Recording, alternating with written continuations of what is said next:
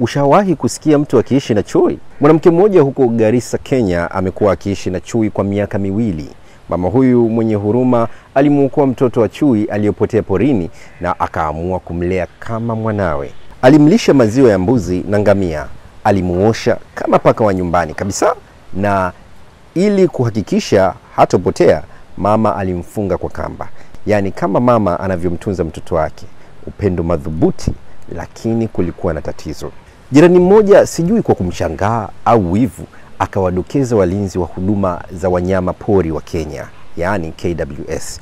Mara wakamfumania mama na chui wake akimpetipeti, ndipo wakamtaarifu kuwa licha ya mahaba na roho safi na mapenzi kwa chui huyo, alikuwa anavunja sheria ya uhifadhi na usimamizi wa wanyama pori.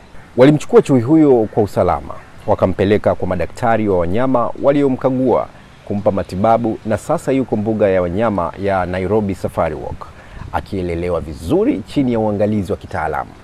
Ni hadithi ya huruma na upendo, lakini pia funzo kubwa kuhusu mapenzi, huruma na wanyama. Wewe hapo unampenda mnyama yupi?